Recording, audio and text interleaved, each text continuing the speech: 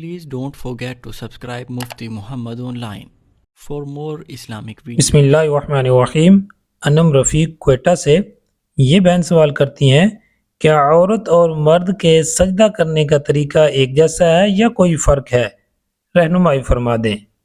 دیکھیں، مرد اور عورت کا سجدہ کرنے کا طریقہ الگ الگ ہے، ایک جیسا بالکل نہیں ہے۔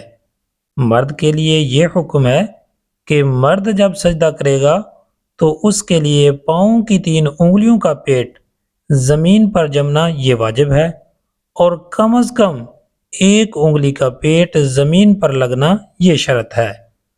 اور مرد جب سجدہ کرے گا تو ان کے پاؤں کی انگلیوں کا رخ قبلہ کی طرف ہونا چاہیے، اور اسی طرح جب مرد سجدہ کرے گا تو اس کے بازو کروٹ سے جدا ہونے چاہیے، پیٹ رانوں سے جدا ہونا چاہیے، اور رانے پنڈلیوں سے جدا ہونی چاہیے، اور پنڈلیاں زمین سے جدا ہونی چاہیے۔ اس طریقے سے مرد سجدہ کرے گا۔ لیکن عورت جب سجدہ کرے گی تو اس کے لیے سجدے کی حالت میں انگلیوں کا پیٹ زمین پر جمنا یا اسی طرح انگلیوں کا رخ قبلہ کی جانب ہونا یہ ضروری نہیں ہے، بلکہ عورت سجدے کی حالت میں اپنے پاؤں سیدھی جانب ان کا رخ کرے اور سیدھی جانب بچھا کر رکھے۔ انگلیوں کا رخ ان کا سیدھی جانب ہونا چاہیے۔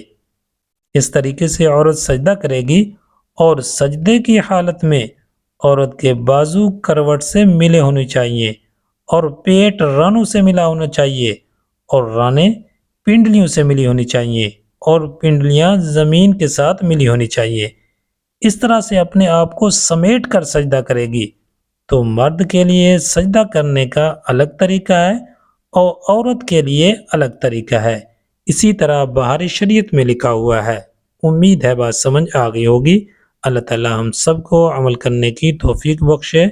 سبحان ربک رب العزت عما یصفون وسلام علی المرسلین والحمد للہ رب العالمین۔